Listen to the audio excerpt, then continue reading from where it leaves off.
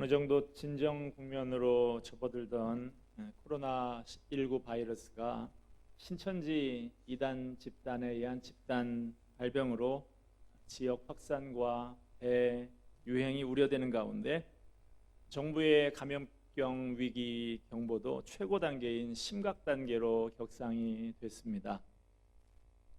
각자 위생을 철저히 하고 마스크를 쓰는 등의 조치를 하면 교회 내 감염은 막을 수 있을 거라고 생각이 됩니다.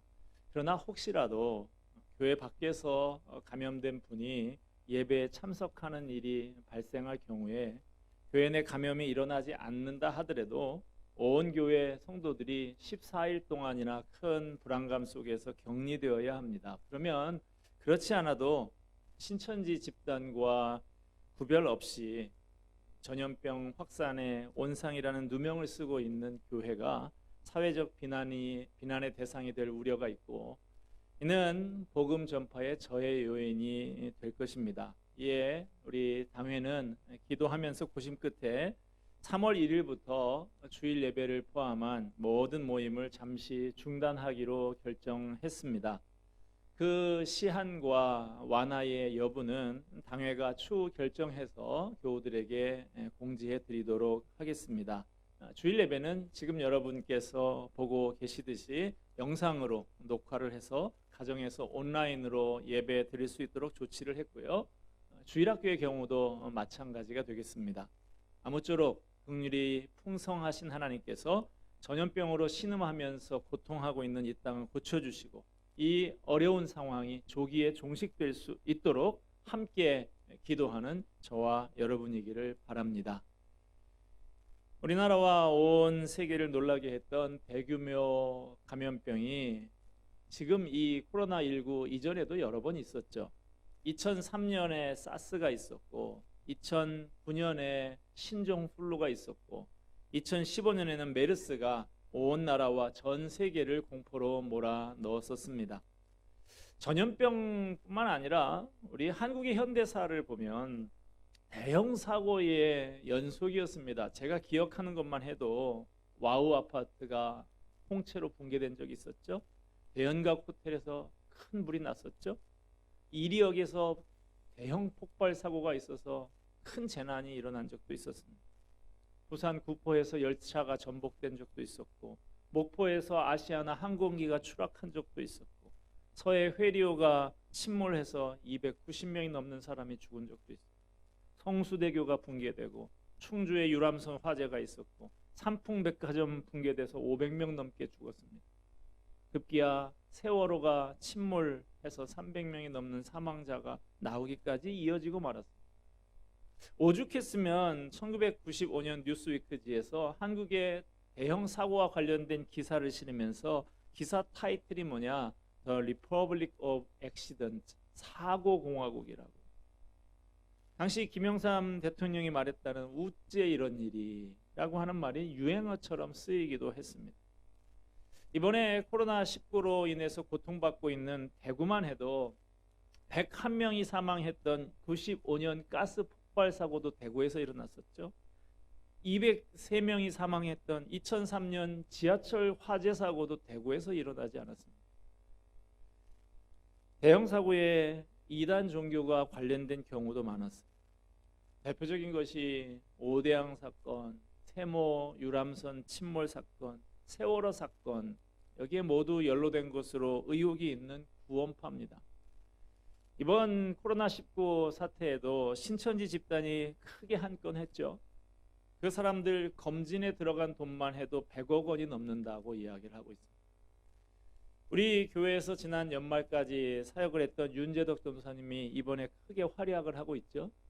신천지에 대해서 연일 특종을 터뜨리면서 신천지의 악행이 크게 드러나고 있는데, 이번 기회에 신천지 집단과 교주 이만희의 실체가 만천하에 드러나고 붕괴될 수 있도록 기도해 주시기를 바랍니다.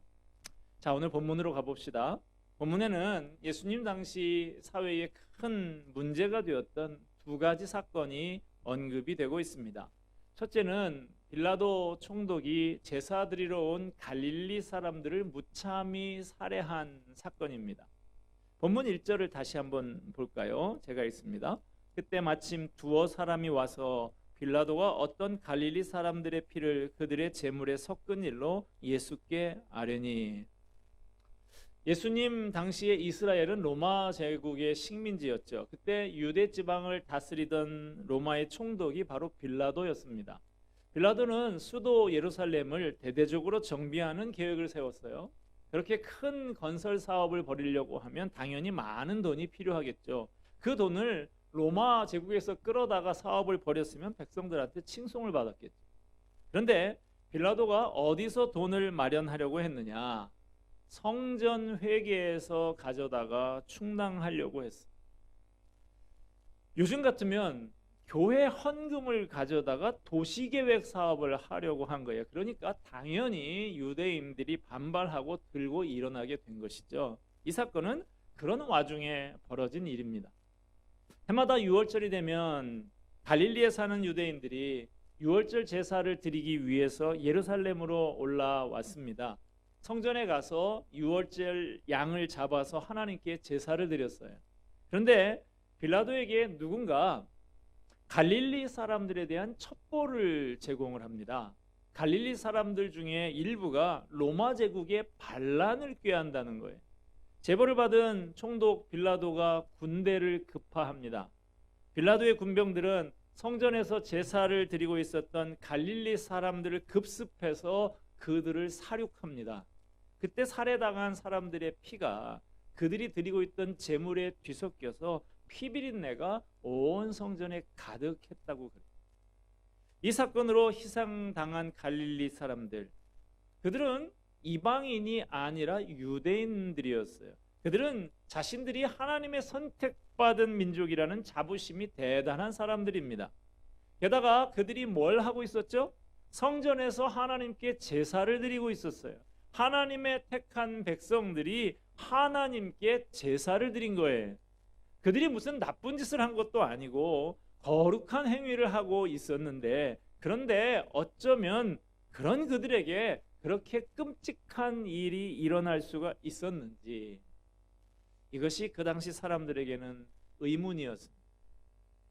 유대인들이 전통적으로 지니고 있었던 생각은 어떤 사람이 사고를 당하고 병에 걸리고 고난을 받는 것은 그 사람의 죄 때문이라고 생각을 했습니다.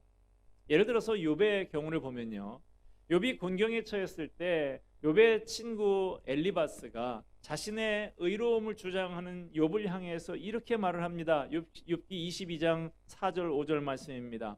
하나님이 너를 책망하시며 너를 신문하심이 너의 경건함 때문이냐? 내 악이 크지 아니하냐? 내 죄악이 끝이 없느니라. 사람이 고난을 받는 것은 그 사람이 지은 죄 때문이라는 거예요. 이게 바로 유대인들의 전통적인 생각이었습니다. 이런 생각은 예수님 당시까지도 이어집니다. 요한복음 9장에 보면 날 때부터 맹인된 사람이 등장합니다. 제자들은 그 사람을 보면서 그 맹인이 자기의 죄 때문에 그렇게 된 것인지 아니면 그의 부모 죄 때문에 그렇게 된 것인지를 예수님에게 묻습니다. 누구의 죄 때문인지는 잘 모르지만 그가 가진 장애는 죄 때문에 생겼다는 것만큼은 틀림없다고 생각한 거예요. 유대인들은 질병이나 재앙의 원인을 부모의 죄 탓이거나 자신의 당사자의 죄 탓이거나 둘 중에 하나라고 생각을 했습니다. 재앙을 만나서 고난 당하는 사람들을 위로하고 돕기보다는 숨겨진 죄를 밝히기에 바빴다는 것을 알 수가 있어요. 오늘 우리가 읽은 본문에도 비슷한 상황이 벌어지고 있습니다. 무리 가운데 두어 사람이 예수님을 찾아왔습니다. 얼마 전에 예루살렘 성전에서 갈릴리 사람들에게서 벌어진 그 사건에 대해서 예수님은 어떻게 생각하시는지 물어보는 거예요. 아마 예수님께 찾아와서 묻는 이 사람들의 의도는 얼마 전에 갈릴리 사람들이 예루살렘 성전에서 빌라도에 의해서 살해를 당했는데 그게 하나님의 심판인 거 맞냐라는 거예요. 아마 이 사람들은 살해당한 갈릴리 사람들이 다른 사람들보다 죄가 더 많다고 생각을 했을 거예요. 같은 유대인들이지만 예루살렘에, 수도 예루살렘에 사는 유대인들은 저 멀리 촌동네 갈릴리에 사는 사람들을 무시하는 경향이 있었습니다. 따라서 예루살렘 사람들의 생각에 갈릴리 사람들이 살해를 당한 것은 안타깝긴 하지만 있을 수 있는 일이라고 여겼을지도 몰라요.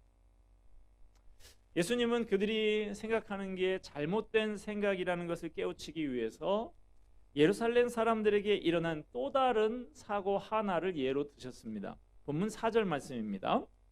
또 실로암에서 망대가 무너져 치어 죽은 18사람이 예루살렘에 거한 다른 모든 사람보다 죄가 더 있는 줄 아느냐. 예루살렘 가까운 곳에 기혼이라는 곳이 있었는데요. 그곳에 물이 풍부한 샘이 있었어요. 그 샘에서 나는 물을 히스기야 왕 때 지하 터널을 뚫어서 예루살렘 성 안으로 끌어들였습니다. 그렇게 만든 저수지가 바로 실로암이에요. 여러분 실로암 들어보셨죠? 군인들이 제일 좋아하는 노래가 실로암이라는 노래인데 어두운 밤에 캄캄한 밤에 하는 그 노래, 그 실로암이 바로 이 실로암입니다. 실로암에 저장된 물은 여러 개의 수로를 통해서 예루살렘 성안 곳곳으로 그렇게 공급이 됐습니다. 그러므로 실로암은 예루살렘 사람들에게 대단히 중요한 식수원이었던 것이죠. 그래서 예루살렘 사람들은 이 망대를 세워가지고 늘 그곳을 지키고 있었습니다. 우리도 지금도 우리나라도 보면 정수장 이런 데 보면 거기에 군인들이 지키고 철조망을 쳐놓고 그렇게 하는 것이죠. 그런데 총독 빌라도가 도시 정비 사업의 일환으로 수도 공사를 했는데요. 수도 공사를 하다가 잘못해서 실로암 망대가 무너지는 사고가 터졌어요. 그래서 18명이나 되는 사람이 압살을 당한 사건이 발생을 했습니다. 자, 본문에 두 개의 사건이 나오고 있어요. 빌라도가 갈릴리 사람들을 살해한 것은 의도적으로 일으킨 사건이고, 반면에 실로암에서 망대가 무너진 것은 우발적으로 벌어진 사고였습니다. 한 사건에서는 갈릴리 사람들이 죽었고 또 다른 사건에서는 예루살렘 사람들이 죽었어요.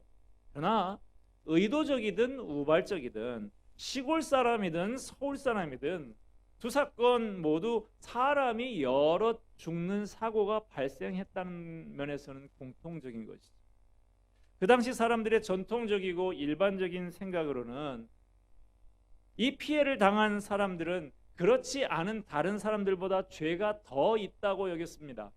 그러나 예수님은 그들의 생각을 정면으로 부인하셨어요. 너희는 이 갈릴리 사람들이 이같이 해받음으로 다른 모든 갈릴리 사람보다 죄가 더 있는 줄 아느냐? 실로암 망대가 무너져 치어 죽은 18사람이 예루살렘에 거한 모든 다른 사람보다 죄가 더 있는 줄 아느냐? 사고를 당해서 죽은 사람들은 지은 죄가 많은 나쁜 사람들이고, 멀쩡하게 살아있는 사람들은 죄가 없는 착한 사람들이라고 생각해서는 안 된다는 거예요. 하나님 앞에서는 다 똑같은 죄인들이기 때문인 것이죠. 군대에서 비무장지대에 수색을 나갔다가 갑자기 앞사람이 지뢰를 밟아가지고 꽝 하고 터지면서 몇 사람이 죽습니다. 이 몇 사람이 죽은 덕택에 뒤에 서 있던 많은 사람들은 무사합니다. 그러면 앞에 가다가 지뢰를 밟아서 죽은 사람이 뒤에 살아남은 사람보다 죄가 더 많은 건가요? 그건 아니죠. 만약에 오늘 말씀을 가지고 예수님이 이 시대에 우리들에게 말씀하신다면 이렇게 말씀하실 것 같습니다. 코로나19에 감염된 사람들이 너희보다 죄가 많아서 저렇게 된 줄로 아느냐? 우한이나 대구 사람들이 너희보다 죄가 많아서 저런 아픔을 당하는 줄 아느냐? 예수님은 그렇게 보시지 않으셨어요. 예수님은 이 사건을 영적인 시각으로 바라봐야 한다고 말씀하십니다. 너희도 만일 회개하지 않으면 다 이와 같이 망하리라. 죽은 사람들은 우리 모두가 당해야 할 일을 당한 것뿐이라는 거예요. 내가 당해야 할 일을 그 사람들이 당한 거예요. 이것이 갈릴리 사건, 실로암 사건에 대한 주님의 말씀입니다. 어떤 사고가 발생하면 그 사고로 인해서 피해로 받은 사람을 죄인으로 간주하고 끝날 것이 아니라 그 사고를 통해서 각자가 자신을 돌아보고 회개할 기회로 삼아야 한다는 말씀입니다. 오늘 본문을 통해서 주님께서 언급하신 내용은 당시 예루살렘 사람들에게 중요한 화제거리였던 것 같습니다. 그러나 많은 사람들이 다른 사람들의 갑작스런 사고와 죽음에 대해서는 이러쿵저러쿵 이야기를 하면서 자신의 종말에 대해서는 생각하지 않았습니다. 그것은 지금도 마찬가지예요. 대형 사고가 터지면 사람들이 이러쿵저러쿵 이야기를 하지만 자신들의 죽음에 관해서는 잘 이야기하지 않고 죽음 이후의 문제에 대해서는 많이 생각하지 않아요. 여러분, 신앙인은 자신의 영적 상태가 가장 중요한 우선적인 관심사여야 합니다. 어떤 사람이 갑자기 죽게 됐을 때 자기 자신에게 이런 질문을 던져봐야 됩니다. 나는 과연 갑작스러운 죽음을 대비하고 있는가? 갑자기 오늘이라도 내가 죽게 된다고 하면 나는 그 부분에 대해서 답을 가지고 있는가? 나는 진정으로 죄 용서를 받았는가? 예수님은 우리가 우리 주변의 피해자들을 볼 때 어떤 태도를 가져야 하는지를 말씀하십니다. 너희도 만일 회개하지 않으면 다 이와 같이 망하리라. 우리도 그처럼 망하기 전에 반드시 회개해야 한다는 말씀입니다. 우리 주변에 원치 않는 병에 걸리거나 뜻밖의 사고를 당해서 목숨을 잃은 사람들이 있습니다. 그 사람들은 우리보다 죄가 더 많아서 그렇게 됐고 피해를 당하지 않은 우리는 죄가 없어서 멀쩡한 것입니까? 우리는 모두 죽어 마땅한 죄인들입니다. 그런데 왜 우리는 멀쩡합니까? 우리가 다른 사람보다 의롭기 때문이 아니죠. 단지 하나님이 우리를 긍휼히 여기시고 우리에게 회개할 기회를 주셨기 때문입니다. 베드로후서 3장 9절의 말씀처럼 하나님은 우리를 대해서 오래 참으사 아무도 멸망하지 아니하고 다 회개하기에 이르기를 원하십니다. 오늘 본문에서 주님은 우리가 회개해야 된다고 강조하십니다. 회개야말로 예수님과 진실한 관계를 맺은 표시이고 신자의 특성입니다. 죄에 대해서 깨닫고 원통해하고 미워하는 마음이 없이는 그리스도의 보혈로 씻음받지 못합니다. 회개 없이는 아무도 하나님의 나라를 보지 못합니다. 그렇다면 우리들은 과연 참다운 회개를 했는지 심각하게 질문해 봐야 합니다. 참된 회개는 전인격적인 것입니다. 지, 정, 의를 다 포함하는 거예요. 먼저 이게 죄구나, 잘못됐구나 깨달아야 합니다. 그리고 감정적으로 죄에 대해서 슬퍼하고 원통해야 합니다. 그리고 의지적으로 죄를 철저하게 끊어버려야 합니다. 여러분, 자신의 죄를 참으로 깨달았습니까? 또 그 죄를 애통하게 생각하고 하나님께 눈물로 용서를 구했습니까? 또 그 죄의 습관을 미워하고 과감하게 끊어버렸습니까? 아직도 회개하지 못했다면 지체하지 말고 지금 당장 회개해야 합니다. 구원파에서는 회개와 믿음이 빠진 깨달음을 통해서 구원을 받는다고 가르칩니다. 죄사함의 비밀을 깨닫는 그 순간 바로 죄인이 의인이 된다는 것.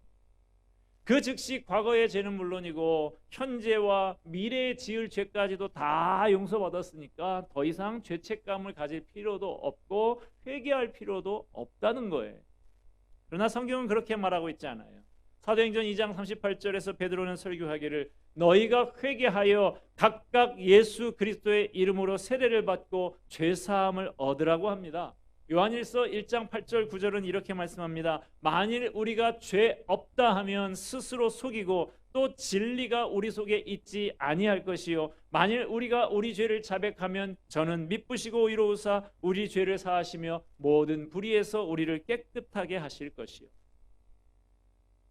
깨달음으로 구원받는 것이 아니고 뉘우치고 회개해야 죄사함을 얻고 구원을 받습니다.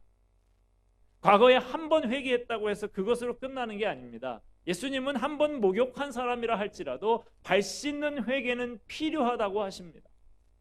우리는 우리의 죄 문제를 가지고 아파하고 우리 인생이 끝나는 그날까지 계속해서 회개의 삶을 살아야 합니다. 그런 사람이 진정 구원받은 사람이고 하나님의 백성이에요. 너희도 회개하지 않으면 똑같이 망할 것이다. 이 경고의 음성을 들을 수 있는 우리들이 되기를 바랍니다. 교회 다니고 신앙생활 하는 것을 교양이나 액세서리로 생각했다고 하면 이제 회개하고 삶의 우선순위를 하나님을 섬기는 데 두어야 합니다. 정신 차리고 그동안 내가 하나님 앞에 인색하고 게을렀던 부분을 회개하고 개혁시켜 나가야 합니다. 이 고난의 시절에 우리는 고난을 통해서 많은 것을 배우고 느끼게 된다는 것을 다시 한번 생각하게 됩니다. 고난을 통해서 우리는 하나님의 사랑을 깨닫기도 하고요. 이웃 사랑을 배우기도 하고요. 생명의 존엄성을 배우기도 합니다. 고난의 때에 돼서야 비로소 하나님을 찾기도 하고 이웃에게 도움을 청하기도 합니다. 고난 때문에 고마움을 알게 되고 고난 때문에 살아있다는 것을 느끼게 되기도 합니다. 사고를 당하고 나서야 법을 지키고 약속을 지키는 것이 얼마나 중요한가 하는 것을 깨닫습니다. 어린아이가 불에다가 손을 대이고 나서야 불을 조심하게 되고 교통사고를 당하고 나서야 안전운행의 필요성을 깨닫게 됩니다. 병을 알아본 사람이 건강의 중요성을 압니다. 배가 고파본 사람이 음식 귀한 것을 알게 되는 것이죠. 이번에 코로나19 사태로 주일에 예배를 드리러 교회로 가지 못하게 된 초유의 사태가 그렇게 발생하게 됐습니다.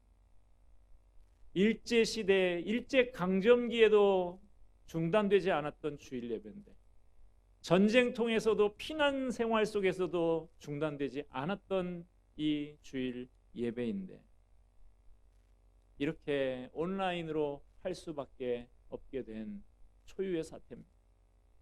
이 사태를 겪으면서 참 여러 가지를 생각하게 됩니다. 예배가 얼마나 소중한 것인지, 그동안 내가 얼마나 예배를 소중한 줄 모르고 등한히 했었는지 하는 것들을 깨닫게 됩니다. 신천지 이단 집단의 모습을 보면서 이단 사이비의 문제가 얼마나 심각한 것인지, 이것이 나와 상관없는 문제가 아니구나 하는 것들을 깨닫게 됩니다. 참으로 신앙인은 고난의 때에 하나님께로 돌아가야 합니다. 하나님 안에서 하나님의 방법으로 해결책을 찾아야 합니다. 우리는 어려운 일이 닥칠 때마다 기도해야 됩니다. 자신을 반성하고 회개해야 합니다. 그리고 기도해야 됩니다. 회개에 합당한 열매를 맺는 삶을 살아야 합니다. 이번 코로나19 사태를 통해서 우리를 향한 하나님의 음성을 듣게 되기를 바랍니다. 하나님 앞에 회개하고 바로 서는 계기가 되기를 바랍니다. 긍휼이 풍성하신 하나님께서 이 상처받고 황폐화되어서 신음하고 있는 이 땅을 고쳐 주시기를 간절히 기도하는 저와 여러분이 되기를 바랍니다. 이 어려운 시련의 시기를 슬기롭게 이겨내고 전화위복의 계기를 만들어서 축복의 길로 나아가는 저와 여러분이 되기를 주님의 이름으로 축원드립니다. 기도하겠습니다. 은혜와 사랑이 풍성하신 하나님 아버지, 주일인데 예배드리러 교회로 나오지 못하는 이 초유의 사태가 발생하였습니다. 하나님 아버지, 이 사태를 통해서 우리를 향한 하나님의 음성을 듣고 깨달음을 얻게 하여 주시옵소서. 하나님 앞에 회개하고 바로 서는 계기가 되게 하여 주시옵소서. 긍휼이 풍성하신 하나님 아버지, 이 상처받고 황폐화되고 두려움에 신음하고 있는 이 땅 주님 고쳐 주시옵소서. 이 어려운 시련의 시기 슬기롭게 이겨내고 전화위복의 계기로 삼게 하여 주시옵소서. 더 하나님 사랑하고 더 하나님이 기뻐하시는 길로 걸어가는 기회가 되게 하여 주시옵소서. 예수 그리스도의 이름으로 기도하옵나이다. 아멘.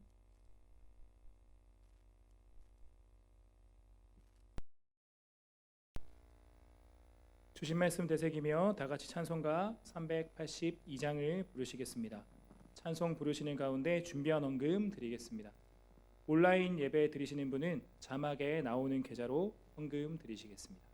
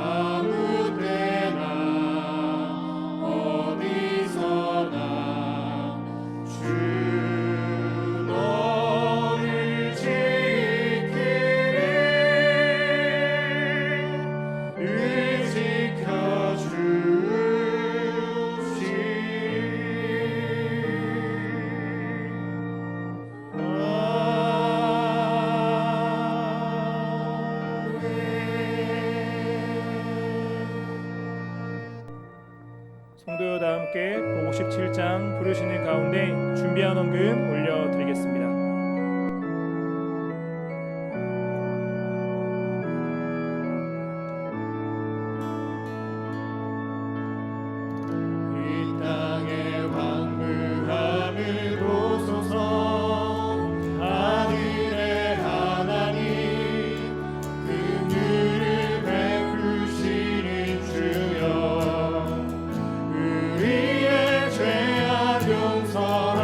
용서하소서.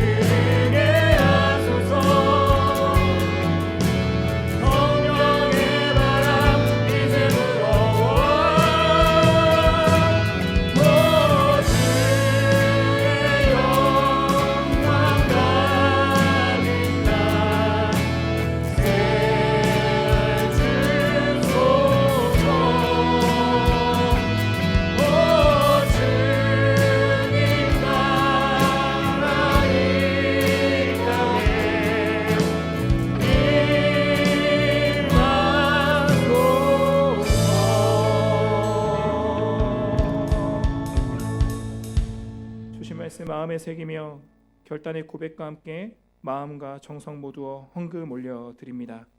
주정헌금으로 기억하며 올려드리는 손길, 또 감사의 제목을 가지고 감사 헌금하는 손길, 나의 모든 것들 다 주의 것임을 고백하며 10의 1조로 올려드리는 손길, 또 선교 헌금과 여러 제목으로 올려드리는 모든 손길들을 기억하여 주시고 그 손길 위에 축복하여 주셔서 이 헌금 통하여 주님의 귀한 일들 일어나게 하여 주시고 주님의 교회가 튼튼하게 서가게 하여 주시옵소서. 우리 수원 성도교회 성도들 한 영혼 그리고 각 가정을 기억하여 주셔서 주님의 한량없는 축복과 은혜를 충만하게 부어 주시기를 소망합니다.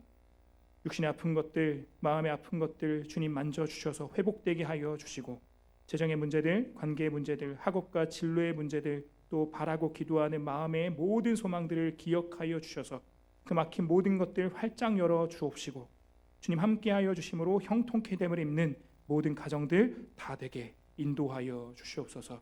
또 주님 이 코로나 상황이 속히 진정되게 하여 주시옵고 이 땅의 황무함을 보시며 이 모든 것들 다 회복되게 하여 주시옵시고 다 온전케 되게 하여 주셔서 하루빨리 만나서 우리 함께 예배하는 날 허락하여 주시옵소서. 우리 걸어가는 한 주간의 삶과 발걸음을 다 주님께 의탁드리오며 모든 말씀 우리 주 예수 그리스도의 이름으로 기도드립니다. 성도여 다 함께 231장 부르신 후에 담임 목사님의 축도로 예배 마치겠습니다.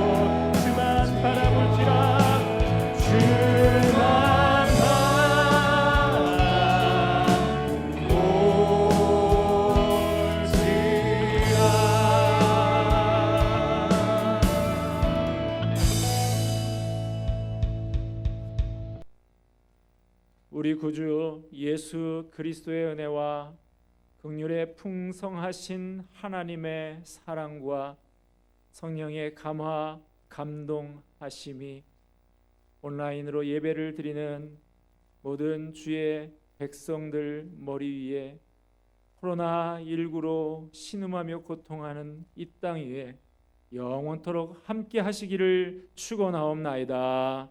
아멘.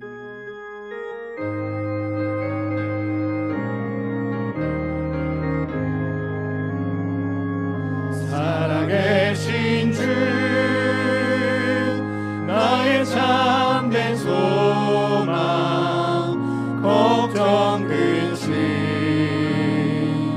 전혀 없네 사랑의 주를 갈 길